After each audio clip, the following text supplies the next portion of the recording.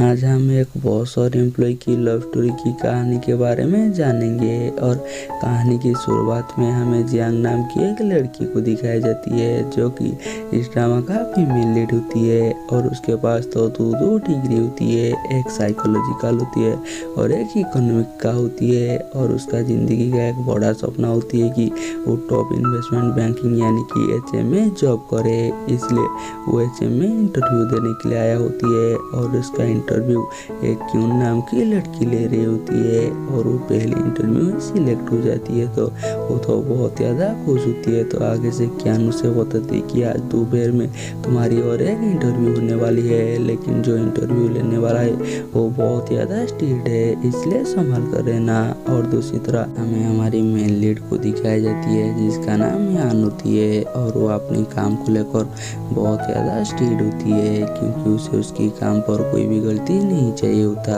और दूसरी तरह हमें जोड़ी ग्रुप की डायरेक्टर को दिखाई जाती है जिसका नाम डोली होती है और अक्सर उन दोनों के बीच में इन्वेस्टमेंट को लेकर लड़ाई होती ही रहती है और अक्सर यान डोली को हरा भी देती है। और आज भी उन दोनों को लेकर इन्वेस्टमेंट की लड़ाई हो रही होती है जहाँ पर कि दोबारा से यान डोली को हरा देती है। तब उसके पास कोई न्यू आने वाली एम्प्लॉय की CV लेकर आ जाती है और वह आकर इनसे फ्लर्ट करने लगती है, लेकिन उसे ये बात बहुत ही अच्छी तरह से पता होती है कि यान उसे दोस्त के अलावा और कुछ भी सोचता नहीं है। और यहाँ पर यान जैसे ही उसी CV के बीच में जियांग को देखती है तो वो सोचने लगती है और वो थोड़ा सा ही भेल्टनाई लेती है, जो देख कर यान उसे बोलती है कि यांग सच में एक अच्छी लड़की है, मैंने खुद ही उसकी इंटरव्यू ली है और मुझे ऐसा लग रहा है कि वो HM में काम करने के लिए क्वालिफाई है। लेकिन यहाँ पर तो यान कुछ और ही सोच रही होती है तो कोई ना उसे बोलती है कि अगर तुम्हें गर्लफ्रेंड चाहिए तो तुम मुझे बता सकते हो, मैं तुम्हारे लिए ढूंढ दूंगा। लेकिन आगे से यान बोलती है कि मुझे अभी इंटरव्यू लेने के लिए जाना है, पहले तुम खुद के लिए ढूंढ लो और उसके बाद तुम मेरे बारे में बात करना।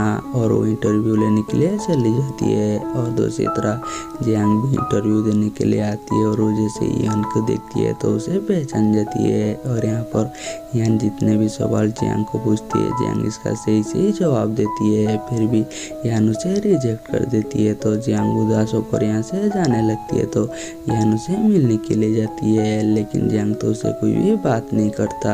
और यहाँ पर यान देखती है कि जियांग के पैर में चोट लगा हुआ है, इसलिए वो अपने असिस्टेंट को बोलकर उसके लिए एक बैंडेज भेजती है, जो कि जियांग को गुस्सा दिलाने में काफ़ी होती है। इसलिए उसकी असिस्टेंट की मोबाइल पर उसकी एक मैसेज भेजती है और उसी बैंडेज को उसकी फ़ोन पर लगा देती है। और जैसे ही यान उसी मैसेज को सुनती है तो उसे पता चलती है कि जियांग ने तो उसे धमकी दी है कि वो कैसे भी कर HM में वापस आएगा।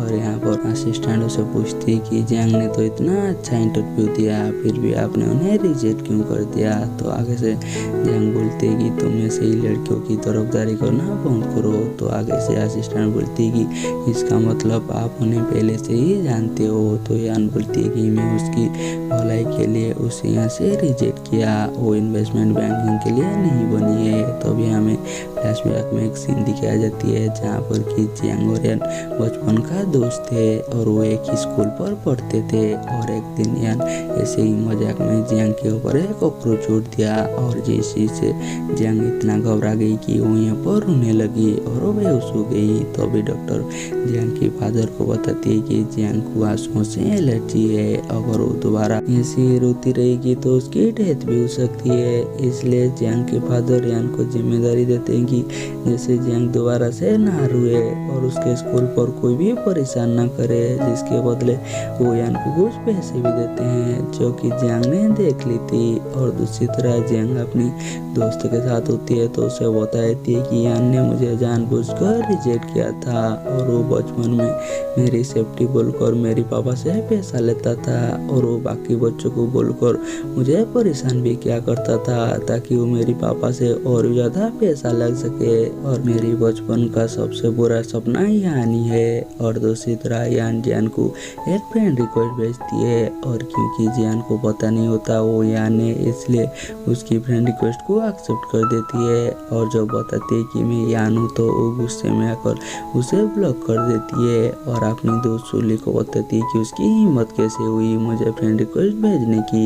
और दूसरी तरह यान तो मैसेज टाइप कर रही होती कि मैंने तुम्हारी भलाई के लिए तुम्हें यहाँ से रिजेक्ट किया है और मैं तुम्हें और एक कंपनी में रिकमेंड कर दूंगा जहाँ पर की सैलरी भी अच्छी है। लेकिन वो जो मैसेज भेजती है तो वो मैसेज आता नहीं है, तो उसे तो बहुत ज़्यादा गुस्सा आती है कि उसकी हिम्मत कैसे हुई उसे ब्लॉक करने की। तभी सुली उसे बोलती कि मेरे पास कॉकटेल पार्टी की 2 टिकट है, क्यों ना वहाँ पर तुम मेरे साथ चलो। और ऐसे भी वहाँ पर अहमद की वाइस प्रेसिडेंट लिन ताओमो आने वाली है और तुम उसे बताना कि कैसे इंटरव्यू में तुम्हारे साथ अनफेयर हुआ है। तो आगे से जियांग बोलती कि ऐसे भी हर साल में से कितना लोग रिजेक्ट होते हैं, अगर मैं इसके बारे में उसे बोलूँगा तो वो कोई भी एक्शन नहीं लेगा।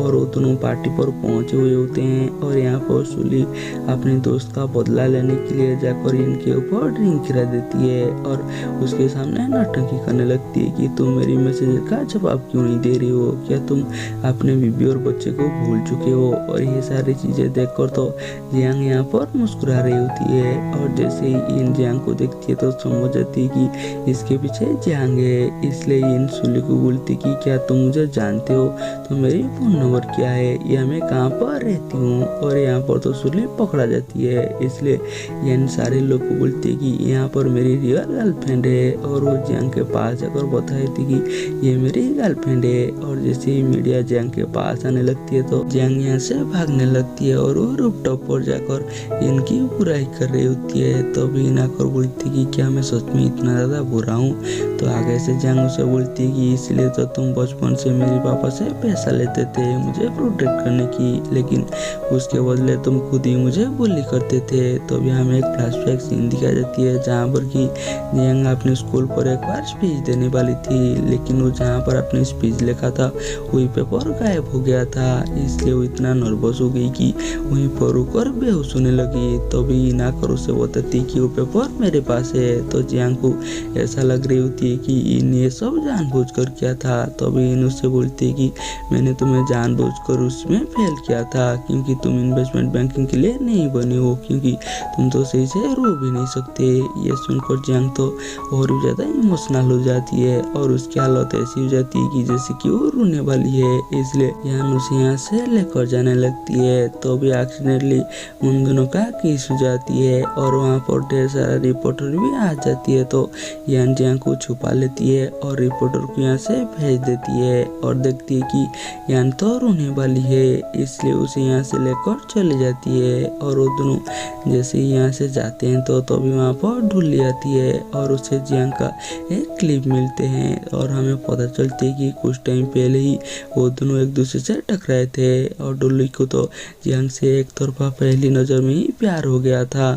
और उसके बाद इवान जियांग को लेकर हॉस्पिटल जाती है तो उसे डॉक्टर से पता चलती है कि जियांग बिल्कुल ठीक है। इसलिए इवान जाकर जियांग के फोन से खुद को भी चार्ट पर ऐड करती है। और अगली सुबह जैसे ही जियांग उठती है तो वो अपने पास अपने दोस्त ली को देखती है तो उसे पूछती कि क्या कल रात को तुमने ही मुझे हॉस्पिटल लेकर आए थे। तो ली उसे बोलती कि कल रात को तो तुमने ही मुझे मैसेज कर हॉस्पिटल बुलाया है, क्या तुम्हारी याददाश्त चली गई है। और जैसे ही जियांग अपने फ़ोन को चेक करती है तो वो देखती है कि उसने खुद ही यान को हार्ड किया है और उसे माफ़ी भी मांगा है कि मैंने गलती से आपको ब्लॉक कर दिया है। जब ये देखती है तो उसे यकीन ही नहीं होता और वो बोलती है कि मैं कभी भी उसे ऐसी मैसेज नहीं भेज सकती। तो बिली देखती है कि जियांग और इवान की किस वाली फोटो वायरल हो गई है और वो फोटो जैसे ही जियांग को दिखाती है तो वहीं पर बेहोश हो जाती है। और दूसरी तरफ इवान की ऑफिस में उसकी डेटिंग की रूमर्स फैल गया होती है और ये बात जैसी वीना को पता चलती है तो वो सारी एम्प्लॉय को डांट देती है और उन्हें उनकी काम करने के लिए बोलती है।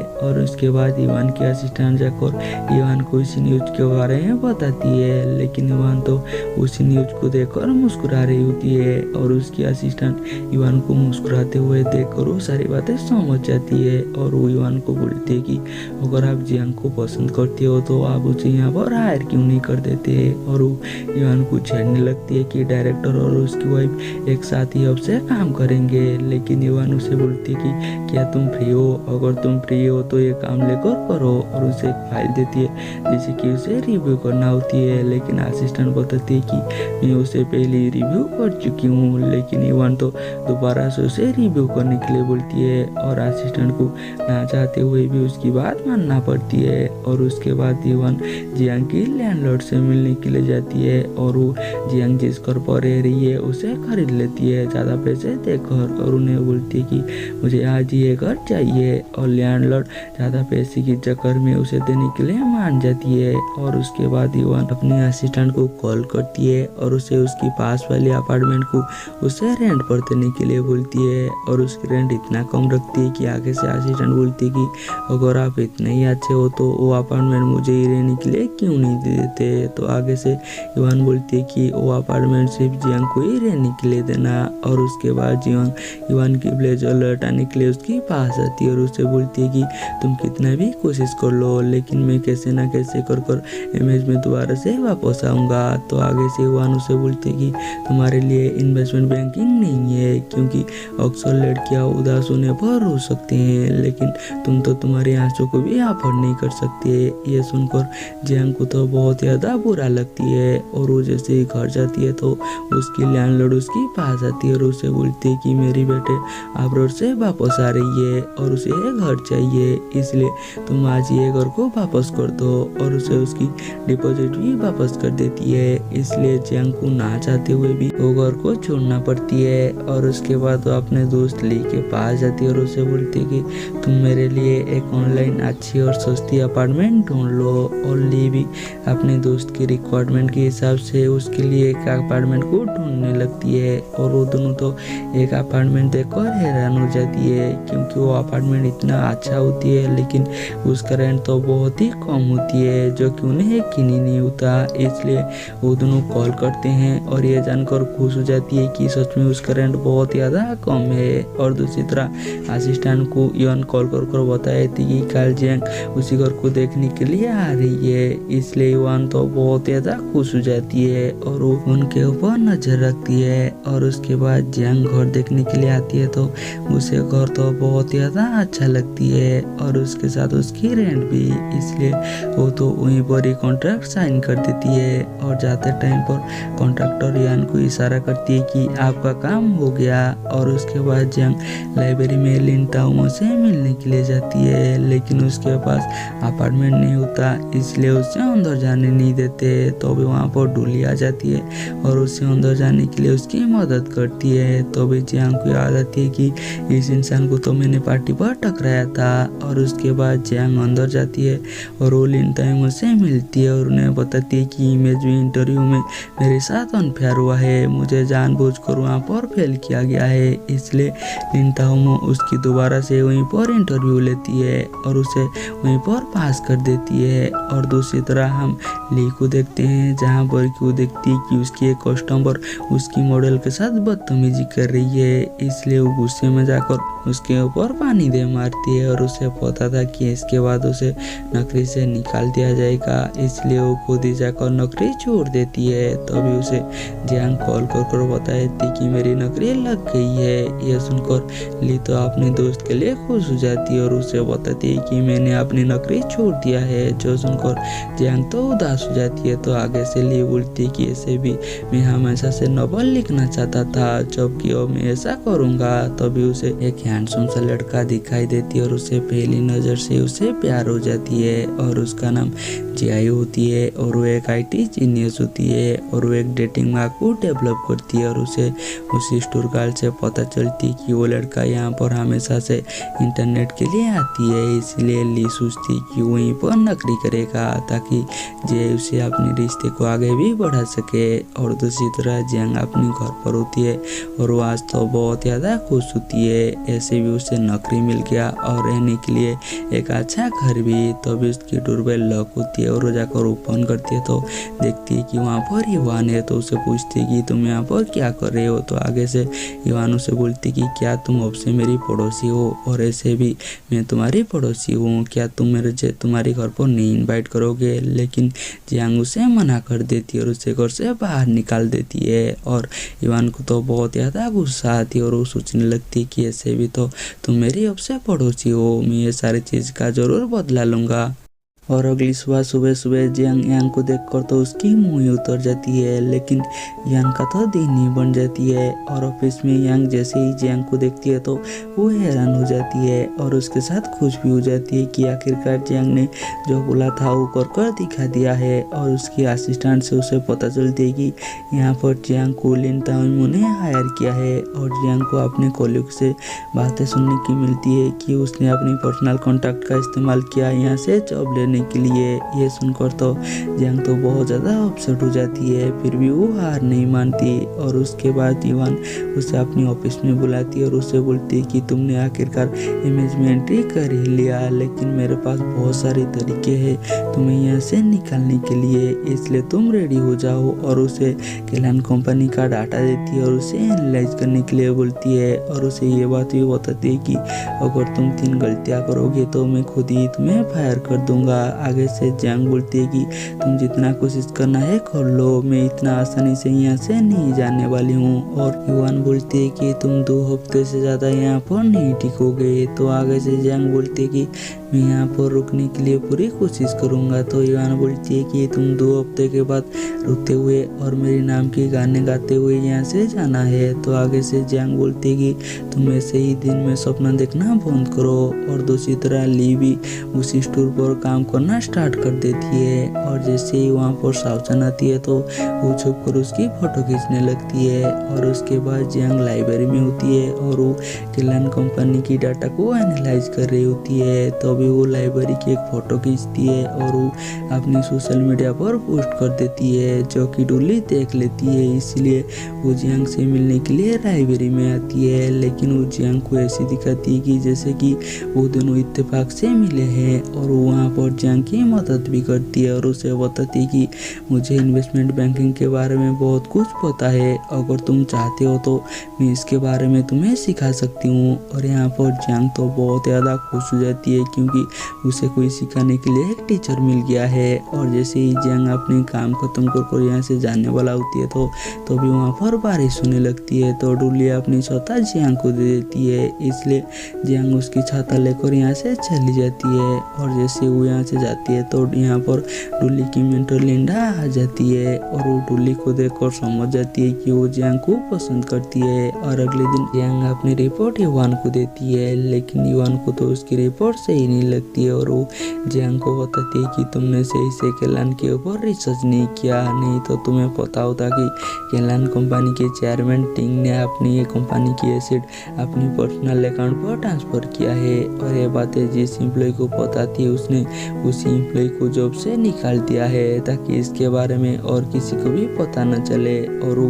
जियांग को दोबारा से टास्क देती है कि तुम्हें उसी एम्प्लॉय को ढूंढ कर निकालना होगा जिस एम्प्लॉय को केलान कंपनी के चेयरमैन ने फायर किया था। और उसे याद दिलाती है कि तुमने अपनी पहली टास्क गलत किया है, इसलिए तुम्हारे पास अब सिर्फ 2 ही मौका है। और उसके बाद जियांग केलान कंपनी के चेयरमैन टिंग के पास पहुंचा हुआ होती है और उसे जितने भी फायर किया हुआ एम्प्लॉय होती है उनकी सारी CV मांगती है। तो आगे से केलान कंपनी के चेयरमैन बोलती है कि तुम जाकर HR से बात करो, मैं उनसे बात कर लूँगा। इसलिए जियांग जाकर HR से बात करती है और उसे जैसे ही फाइल के पास लेकर जाती है तो देखती कि वहाँ पर पहले से ही इवान का असिस्टेंट है। और यहाँ पर इवान के असिस्टेंट उसे बताए थे कि मुझे यहाँ पर इवान ने भेजा है आपकी मदद करने के लिए, इसलिए वो दोनों मिलकर उसी एम्प्लॉय की CV को ढूंढने लगती है। तो भी वहाँ पर इवान भी आ जाती है तो उसकी असिस्टेंट यहाँ से चली जाती है। और दूसरी तरह टिंग की सेक्रेटरी टिंग के कहने पर उस रूम की लाइट को ऑफ कर देती है और उसकी दरवाजा को भी बंद कर देती है ताकि जिसे सच्चाई पता हो उसके बारे में उन्हें पता न चले। और जैसे ही लाइट ऑफ होती है तो जियांग तो यहाँ पर बहुत ज़्यादा घबरा जाती है। तभी वान जियांग के पास आती है और उसे बोलती कि क्या मैं तुम्हारे पास हूँ इसलिए तुम्हें डर लग रही है। लेकिन जियांग को इतना डर लग रही होती है कि वो डर की मामले तो कुछ भी भूल ही नहीं पाता, इसलिए युवान उसे बोलती है कि तुम इतना घबराओ मत, मैं किसी को यहाँ पर बुला लेती हूँ। और वो जैसे ही अपनी फ़ोन ढूंढने लगती है तो उसे पता चलती है कि उसने तो अपनी फ़ोन लाया ही नहीं। ये देखकर जियांग उसकी मजाक उड़ाने लगती है कि तुम इतना प्रोफेशनल लोग और भी अपने फ़ोन नहीं लाए हो।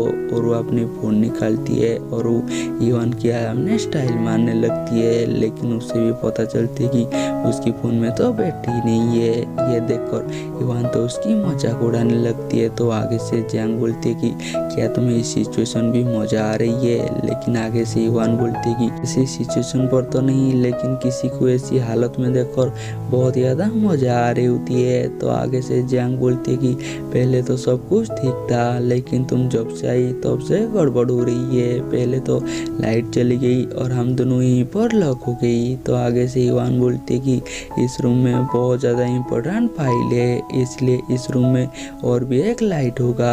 और वो दोनों मिलकर उसी लाइट को ढूंढने लगते हैं, लेकिन अचानक जियांग को तो पीरियड आ जाती है, जिसका गलती भी वो युवान को देती है कि वो पागल मेरे पास है, इसलिए अचानक पीरियड आ गई। तभी युवान को वो स्विच मिल जाती है। तो वो जियांग को चढ़कर उसी स्विच को ऑन करने के लिए बोलती है। तभी देखती है कि जियांग की तबीयत खराब है। तो उसे पूछती है कि तुम्हें क्या हुआ है। तो आगे से जियांग बोलती है कि मैंने सुबह से कुछ नहीं खाया, इसलिए मेरे थोड़ा सा पेट खराब हो गई। लेकिन युवान समझ जाती है, इसलिए वो जाकर लाइट को ऑन करती है और वो दोबारा से जियांग के पास जाकर अपनी ब्लेजर से उसे उड़ा देती है और वो दोनों यहाँ से चली जाती हैं। युवान अपनी कार को एक कन्वीनियंस स्टोर के सामने रखती है तो देखती है कि जियांग ऑलरेडी सो चुकी है, इसलिए उसे टॉवल उड़ा देती है और वो जियांग के लिए पैड लेने के लिए चली जाती है। और उसे समझ में नहीं आता कि वो कैसे जाकर लेकर आएगा। फिर भी वो खुद को मोटिवेट करती है कि ये तो सिर्फ एक पैड लेने की बात है। और वो पैड लेने के लिए चली जाती है और उसी स्टोर में ली भी काम कर रही होती है। और वो जैसे युवान को देखती है तो उसे पहचान जाती है, इसलिए वो युवान से छुपने लगती है। अगर युवान उसे पहचान जाएगा तो वो उसे छोड़ेगा नहीं और ऊपर से उसे उस दिन की कोर्ट के पैसे देना होगा। और उसके बाद युवान जाती है प्यार लेने के लिए, लेकिन उसे कुछ भी समझ में नहीं आता, इसलिए वहाँ पर जितनी भी कंपनी का प्यार होती है सारी प्यार को खरीद लेती है। और जो भी लड़की उसे देख रही होती है और वो सोचने लगती है कि काश मेरी बॉयफ्रेंड भी ऐसी होता। और उसके बाद ली युवान से बचने के लिए खतरनाक से मेकअप कर लिया होती है और युवान ली को देखकर बोलती है कि मैंने शायद तुम्हें पहले भी कहीं पर देखा था। और वो समझ जाती है कि ये जियांग की दोस्त है, इसलिए वो ली से एक थर्मस पर गर्म पानी मंगाती है और वहाँ पर जिंजर टी डाल देती है। और वो ली को डराती है कि अगर ये गर्म पानी तुम्हारी फेस के ऊपर गिरेगा तो तुम्हारी फेस जरूर खराब हो जाएगा मेरी प्यारी गर्लफ्रेंड। लेकिन ली उसे समझाने लगती है कि तुम्हें शायद कोई गलतफहमी हुई है, पिछली बार तुमने पार्टी में जिससे मिला था वो मेरी ट्विन सिस्टर है जिसने तुम्हारी इंसल्ट किया है। तो आगे से युवान उसे बोलती है कि मैं पुलिस को बुला लेती हूँ और उन्हें डिसाइड करने देती हूँ कि तुम दोनों कौन हो। तो आगे से ली उसे रुकने लगती है और उसे रिक्वेस्ट करने लगती है कि तुम्हें यहाँ पर जो भी चाहिए मैं सारी तुम्हें फ्री में दे दूंगा, लेकिन तुम पुलिस को मत बुलाओ। इसलिए युवान ढेर सारे प्यार लेकर यहाँ से चली जाती है और उसके बाद वो कार के बाहर खड़ा होकर जियांग की जागने की इंतजार करने लगती है। और कुछ टाइम के बाद जियांग जागती है तो देखती है कि युवान उसकी जागने की इंतजार कर रही है, इसलिए वो युवान को बोलती है कि तुमने मुझे उठाया क्यों नहीं है। तो आगे से युवान बोलती है कि तुम इतना ज़्यादा खुश मत हो, मैं मेरे काम कर रही थी ना कि तुम्हारे जागने का इंतजार कर रही थी। तो अभी जियांग देखती है कि वहाँ पर ढेर सारा प्यार है तो वो युवान को बोलती है कि तुमने इतना ज़्यादा प्यार क्यों खरीदा। तो आगे से युवान बोलती है कि मुझे ये सारी चीज़ें डिस्काउंट में मिल रहा था। और उसे वो जिंजर टी पीने के लिए देती है जिसे पीकर जियांग की पेन रिलीज हो जाती है, जो देखकर युवान तो खुश हो जाती है। और उसके बाद जियांग घर जाती है तो ली उसके बाद प्यार और थर्मस देखकर पूछती है कि ये सारी चीज़ें युवान ने खरीदा था ना, और मुझे ऐसा लगती है कि युवान तुम्हें पसंद करती है। तो आगे से जियांग उसे बकवास करने से मना करती है, लेकिन आज तो जियांग को युआन की बिहेवियर काफ़ी अच्छा लगा था। और अगले दिन वो ऑफिस में होती है तो युआन जानबूझकर उसके पास एक पेन गिराती है और जैसे ही उसे उठाने के लिए जाती है तो यान भी उसे उठाने के लिए जाती है, जिसमें दोनों तो बहुत ही करीब आ जाते हैं, इसलिए दोनों ही शर्मा जाती है। और उसके बाद जियांग केलैंड से निकला हुआ उसी एम्प्लॉय से मिलने के लिए जाती है और उसे केलैंड की प्रेसिडेंट टीम के बारे में पूछने लगती है और उसके खिलाफ गवाही देने के लिए बोलती है, लेकिन वो एम्प्लॉय तो उसकी कोई बात नहीं सुनता, इसलिए जियांग उसे इसके बारे में दोबारा से सोचने के लिए बोलती है, लेकिन वो एम्प्लॉय तो जियांग को घर से निकाल ही देती है। और दूसरी तरह लिया अपने स्टोर में होती है और वो सोचती है कि अगर मैं साउचन के पास जाकर उसके ऊपर गिर जाऊंगा तो उसे पहली नज़र में ही मुझसे प्यार हो जाएगा, लेकिन इसी चक्कर में अगर उसकी लैपटॉप टूट गया तो मुझे बहुत ही महंगा पड़ेगा।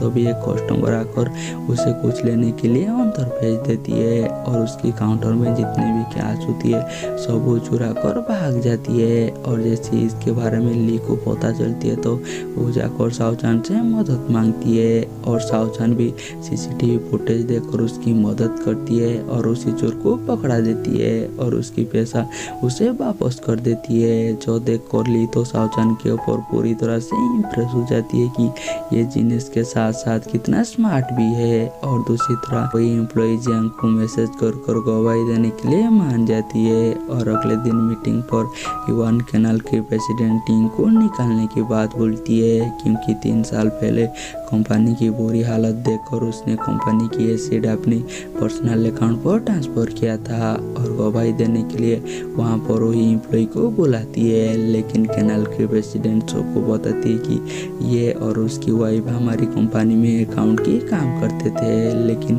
फ्रॉड की रिज्यूम में इसकी वाइफ अभी भी जेल में है। तो वो एम्प्लॉय बोलती है कि इसमें मेरी वाइफ की हाथ है ना कि मेरी है, लेकिन उसकी तो कोई भी बात ही नहीं सुनता। और उसके बाद इस गलती के लिए जियांग को कोई न से डांट सुनने के लिए मिलती है। और दूसरी तरह यान को भी उसकी सुपरवाइजर 5 दिन का टाइम देती है सारी चीज़ सही करने के लिए। और उसके बाद जियांग उदास होकर जा रही होती है तो युआन उसे अपनी कार में आने के लिए बोलती है और उसकी हालत देखकर बोलती है कि अगर तुम चाहते हो तो तुम रुक सकते हो, मैं तुम्हारे लिए एम्बुलेंस बुला सकती हूँ। तो आगे से जियांग बोलते कि ऐसे भी तुम तो मुझे इमेज से निकालना चाहते हो और अब तुम्हारे पास मौका है। तो आगे से जियांग बोलती है कि मैं ज़रूर तुम्हें इमेज से निकालना चाहता था, लेकिन तुम्हारे ऊपर ऐसे इल्ज़ाम देकर नहीं। और उसे पूछती कि तुम इमेज पर काम क्यों करना चाहते हो। तो आगे से जियांग बोलती कि तुम्हें लगता है कि तुम मेरी लाइफ के बारे में सब कुछ जानते हो, लेकिन तुम अब्रॉड जाने के बाद मेरी लाइफ में बहुत सारी चीज़ें बदल गया था। तो अभी हमें फ्लैशबैक में एक सीन दिखाई जाती है जहाँ पर कि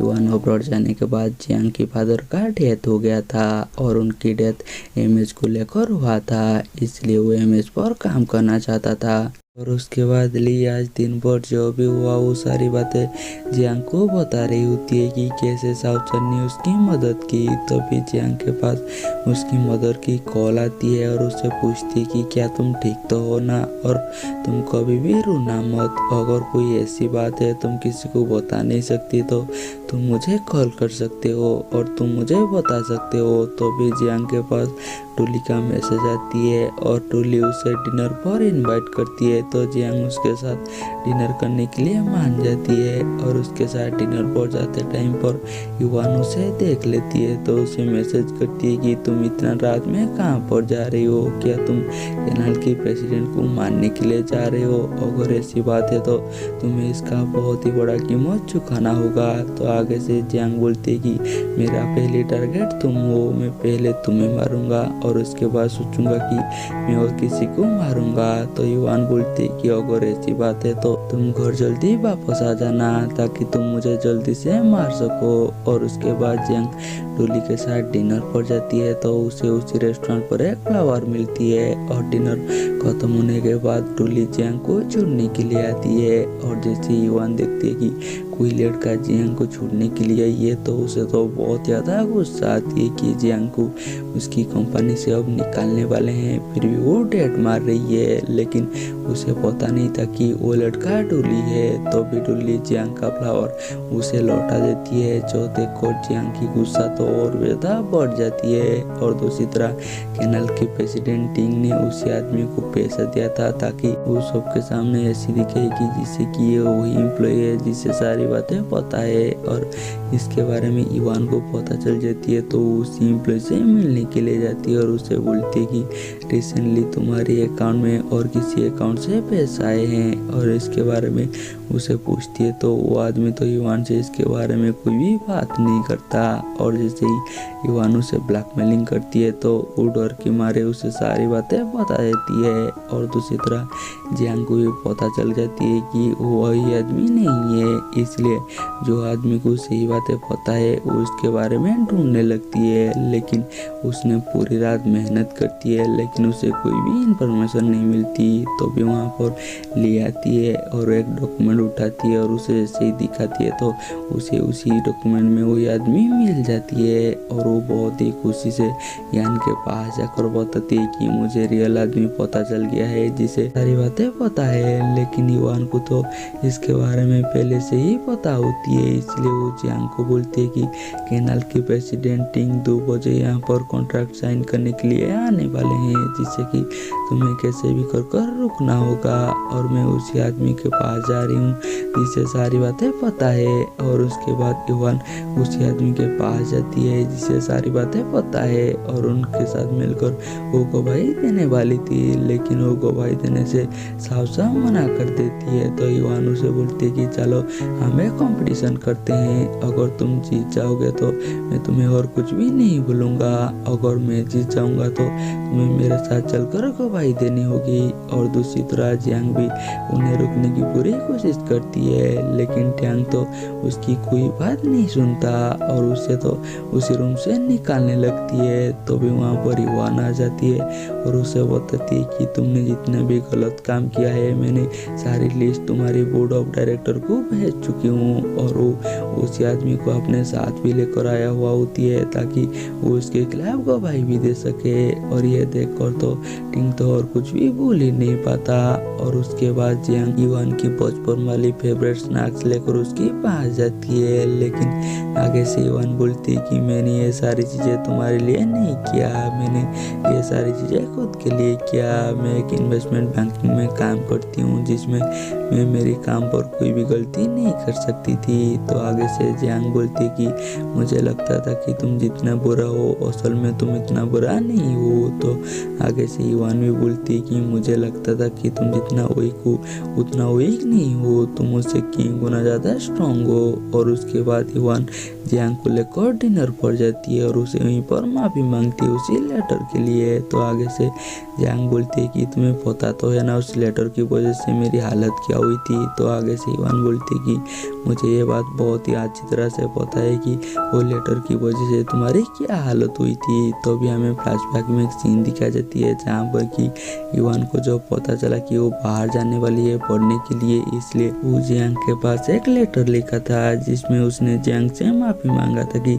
मैं तुम्हें इसीलिए इतना ज़्यादा परेशान करती हूँ ताकि तुम्हें मैं स्ट्रांग बना सकूँ। और जैसे ही वही लेटर जियांग को देने के लिए जाती है तो जियांग अपनी दोस्त से बात कर रही होती है कि मैं मेरी क्रॉस को एक लेटर लिखने वाली हूँ। जो बात है कि जियांग को बिल्कुल भी अच्छा नहीं लगता क्योंकि वो नहीं चाहता था कि जियांग किसी के साथ भी अटैच हो। अगर वो किसी के साथ अटैच हुआ और उसके बाद उसकी दिल टूट गया तो उसकी डेथ भी हो सकती है, इसलिए वो जाकर जियांग की लेटर लेकर आ गया था और वहाँ पर आपने लेटर रख लिया था। लेकिन वो जियांग की लेटर नहीं थी, उसने वहाँ पर अपनी स्पीच लिखा था। और जियांग जैसी स्पीच देने के लिए जाती है तो उसकी स्पीच नहीं मिलती, जिस वजह से उस स्टेज में इतना एम्बैरेसमेंट हो जाती है कि वो वहीं पर बेहोश हो जाती है और उसे हॉस्पिटल पर एडमिट भी किया जाती है। और इस इंसिडेंट से जियांग को इतना ज़्यादा शर्म आती है कि वो तो अपना स्कूल ही बदल देती है।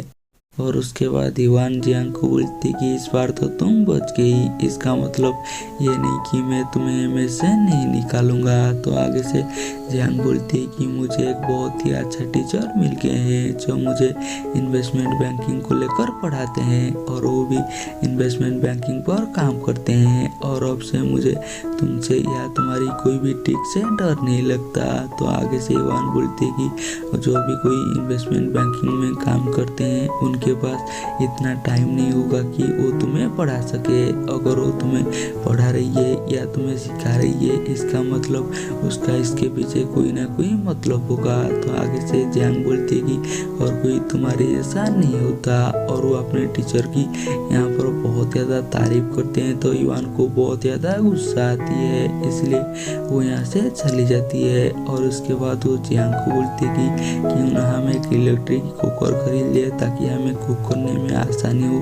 तो आगे से जियांग उसे बोलती है कि अगर तुम खरीदना चाहते हो तो तुम खरीद सकते हो। तो आगे से इवान बोलती है कि खरीदना क्यों है और उसे एक फोटोशॉप दिखाती है और बताती है कि यहाँ पर जो भी पहला 20 कपल फोटो उठाएंगे तो उन्हें वो प्राइज में मिलेगा। तो वो जियांग को बोलती है कि क्यों ना हम जाकर उठाएं। तो आगे से जियांग बोलती है कि अगर तुम्हें कुकर चाहिए तो मैं तुम्हें खरीद लूँगा। तो आगे से इवान बोलती है कि वहाँ पर फ्री में मिल रही है तो अपने पैसा क्यों खर्च करे। और वो जियांग को लेकर वहाँ पर फोटो उठाने के लिए जाती है जहाँ पर कि जियांग पूछ देती है तो इवान उसकी बाल खींच लेती है। तो आगे से जियांग बोलती है कि तुम हमेशा से मेरे साथ ऐसे ही करते हो। तो इवान बोलती है कि तुम्हें पुराना स्टाइल से फोटो उठाना बंद करो और आज मैंने तुम्हारी मदद की न्यू स्टाइल में फ़ोटो उठाने के लिए। और उसके बाद वो अपने फ़ोटो लेकर उसी स्टोर की एक मेंबर को दिखाती है। तो वो बताती है कि इस फोटो में हमें आपकी प्यार नहीं दिख रही है और हमें लव थीम का फ़ोटो चाहिए। और वहाँ पर उन्हें कुछ सैंपल दिखाती है जो देखकर तो जियांग यहाँ से जाने लगती है। तो आगे से इवान बोलती है कि अगर तुम यहाँ से चली जाओगी तो मुझे ये लगेगा कि एमएस से मिला हुआ ये तुम्हारी तीसरी टास्क से और मैं हमेशा से तुम्हें एमएस से निकाल दूंगा। इसलिए जियांग को ना चाहते हुए भी दोबारा से जाकर यांग के साथ फोटो उठाना पड़ती है, लेकिन उनका पूछ तो कभी भी सेम ही नहीं होता।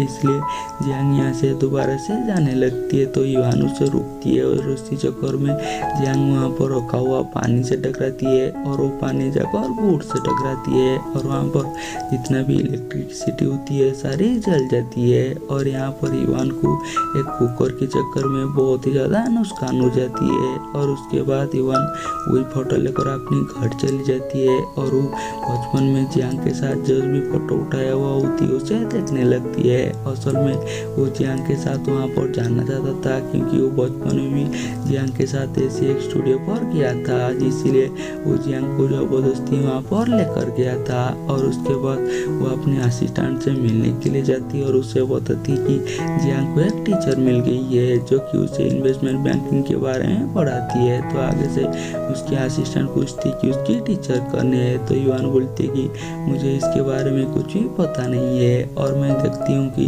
वो इंसान उसे कब तक झेलेगी और उसे कितना सिखाती है। तो आगे से इसके असिस्टेंट बोलती है कि आपकी एटीट्यूड बिल्कुल भी सही नहीं है क्योंकि आप जियांग की नज़र में एक टेबल हो जो कि उसे एमएस से निकालना चाहती है और उसकी टीचर एक एंजल है जो कि उसे पढ़ा रही है। अगर आपके बिहेवियर जियांग के प्रति ऐसी रहेगा तो आप जियांग को खो देंगे। और उसे बताती कि अगर आप जियांग को पाना चाहते हैं तो उसके सामने विक्टिम बनने की एक्टिंग करो और उसके सामने वही दिखो ताकि आपको उसे सिंपैथी हो और उसे प्यार हो जाए। और उसके बाद इवान अपनी कुत्ता जियांग की बालकनी में छोड़ देती है और जैसे ही जियांग उसकी कुत्ता को देखती है तो उसे देने के लिए उसकी घर पर आती है। और यहाँ पर इवान तो ऐसी दिखाती है कि वो तो बहुत ज़्यादा बीमार है और जैसे ही जियांग उसके पास जाती है और उसे देखती है कि वो इतना बीमार है तो उसे हॉस्पिटल जाने के लिए बोलती है। लेकिन आगे से इवान बोलती है कि अगर मैं रेस्ट करूँगा तो मैं ठीक हो जाऊँगा।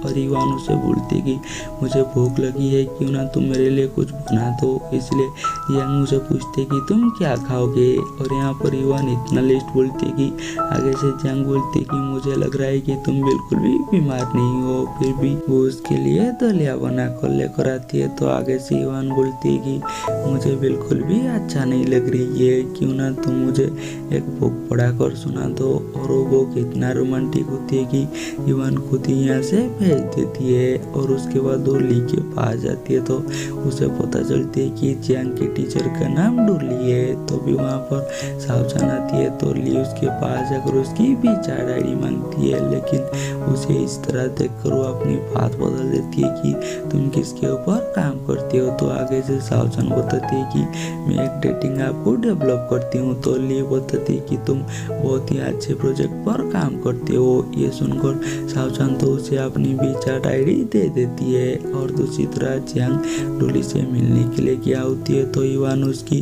नीचे इंतजार कर रही होती है अपने कुत्ते के साथ, लेकिन उसकी कुत्ता इतना थक जाती है कि वो वहीं पर सो ही जाती है। और जैसे ही जियांग आती है तो इवान उसे पूछती है कि क्या ये तुम्हारे टीचर है।